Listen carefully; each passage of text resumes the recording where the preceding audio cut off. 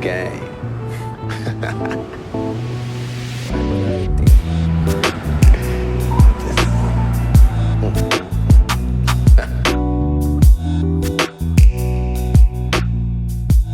Hey, what's going on, y'all? It's Big John here, back with another episode of It's All in the Game. Thanks for tuning in. It's kind of late tonight, so forgive me if my voice is a little hoarse. I got to get to bed when I'm done with this here. I just had to get this off my mind and get this video out right quick. I did a short video on this a couple days ago, but I really, I've been thinking a lot more about this, and it really deserves a little bit more attention. And that is the COVID-19 situation in the jails and prisons in America, right? It is going to be far, far worse than anybody realizes. There's just no way around it. Up until now, there have been some jails, some jurisdictions releasing some inmates, and that's great. Releasing some non-violent offenders, releasing some pre-trial offenders, and that's great. That's fantastic. But that's really just the bare minimum that people can be doing. There really needs to be just massive action taken right now. I don't know of any prisoners necessarily that have been released thus far. I could be wrong on that, but it takes a whole lot more logistically to release somebody from a state or federal prison. Okay, actually, so that's not exactly true. I'm going to put an addendum on that there. Tekashi 6ix9ine was actually granted an early release from prison, so there's that. That's a good thing. But on the other hand, as far as I know, as of a couple days ago, three federal prisoners had died already. So, but there has to be something that could happen, like sending people home on tether, maybe even sending them home on tether for a few months or something, and making sure they just sit at home the whole time. That seems like that might even be logical or doable. Tether monitors you, so you can't go anywhere, and it would definitely get them out of this situation here. Because look, if this virus gets into these prison systems, there is absolutely no way to contain them. All right? Just no way. I don't know how many of y'all know, like, what a jail or prison housing unit looks like. I mean, most of y'all probably never been there, so you have no idea. You get an idea from what you've seen in jail, you get an idea from what you've seen in the movies or on television. The fact is, a lot of housing units in both jail and prison are dormitory style housing units. What that means is you get a giant ass room. Maybe it's in a pole barn. That's pretty typical in a lot of the prison systems. Or in a big old room in a jail building, and they might have anywhere from 12, 24 inmates, all the way up to 240, 120 inmates, all in one big ass room. It might be in one room that's just with no dividers. They might have some partition walls, separating it into cubes, but it's still essentially the same thing. And when you get, over 100 people, which is the most common, scenario there, much more common than having smaller, like those are generally referred to as cubes. But, when you have over 100 people in one room, over 200 people in one room, that's not even anything remotely like social isolation. It's just impossible in that situation. Even in the non-dormitory style housing units where people are in one-man and two-man rooms, people are still getting out to go to the yard, to go to the day room. And even if those things are restricted, everybody got to go to the chow hall. Everybody's got to eat. That's never going to get shut down, right? That's just, there's no possible way to socially isolate these people. And like I mentioned the other day, even if they were to just do the most extreme and lock everybody down in a one-man room all the time, which would be totally unconstitutional anyway, it would never happen, especially in the jails. They have circulated air that those people are breathing. They're not getting fresh air. So the air that's coming from one cell is going to the next. So even if they're doing that, there's no social isolation. People are breathing the air that the next person's exhaling. It's just the way those ventilation systems work in those jails.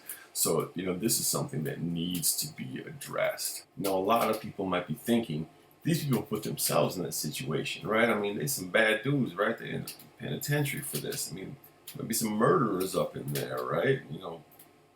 I'm not one that's going to say that they deserve to die because somebody took a life. That's not my position. But even if that is your position, Other than murderers, there's a whole lot of other people that are housed in the same housing units, all right? In the same housing units, you might find some, younger person who, when they were 17, 18, 19, went out and stole a car or something like that. Or, somebody who was, that same age that, got in a drunk driving accident, and, had some, horrible thing happen, but probably isn't going to be repeated, as they get older in life.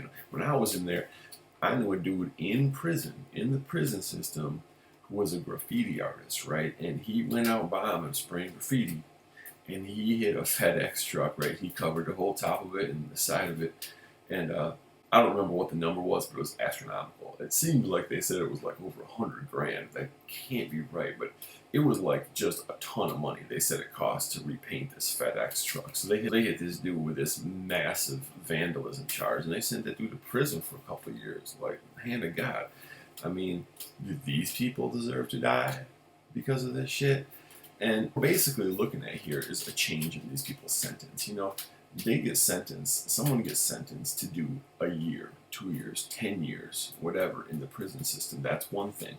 Now, what if, this might sound extreme at first, but what if they said, look, you're going to get 3 years in the prison system, but for a 3-month period, for a 6-month period, we're going to set about 4 poisonous snakes loose down the compound, and there ain't nothing you can do about it, and you can pretty much guarantee that a couple folks are going to die a week, but it probably won't be you, hopefully, but just know that that's going to happen for a few months while you're in there. Like, I mean, that sounds ridiculous, right? That sounds ridiculous, but that's essentially what's happening here. If this virus is as deadly as they say it is and spreads as fast as they say it is, these people are being exposed to something that for many people will be certain death, right? And that is not what they were sentenced to. They were not sentenced to a situation that could be potentially deadly for them. It is something that can be avoided. They're saying, look, we know how to avoid this. If everybody stays home and does not interact with other people, we can avoid this. But these people are in a situation where they cannot do that. They cannot make that choice for themselves. So somebody needs to stand up and do that for them, all right? The state needs to make this happen, okay? The number of people dying in these situations is going to be astronomical. It's going to be astronomical, all right? So, unfortunately, I hate to be a cynic. In the past, I've seen a big part of the argument when people are discussing releasing prisoners or closing down prisons. There's always been an economic argument to it. Prisoners, correction officers unions are always, arguing against that because it will cost them jobs. There's private prison industries who have powerful lobbyists, and they have contracts with states where the state is contractually obligated to keep their prisons full. And these should not be incentives. I hope that these would not be incentives in making this decision. If they are, I very, very highly doubt they will be part of the public discourse. Really, I hate to say it, but it doesn't seem like there's going to be much of a public discourse on this at all. I looked it up. There were a few articles, some like BuzzFeed and Vox, and some of those, more progressive, news outlets are reporting on this. And some of the big ones are like having a few stories here and there too. But really, this is a massive human rights abuse that is, burgeoning in these prisons right now. This is a terrible situation for everybody. There's no doubt. This is something that is unprecedented in our lifetime. And, this is something that's historic, quite frankly. But what's happening in the prison systems by letting these people live in the conditions that they live in, by being, shoulder to shoulder, sleeping in the same, bunks, in the same rooms with everybody else all the time, it's a human rights abuse. That's exactly what it is and cannot be called anything less than that. So something needs to happen, all right?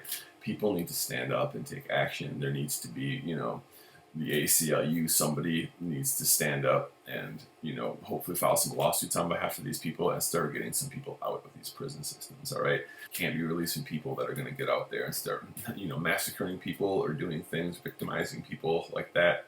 But there's a whole lot of people, we have the biggest prison population in the world by both numbers and per capita.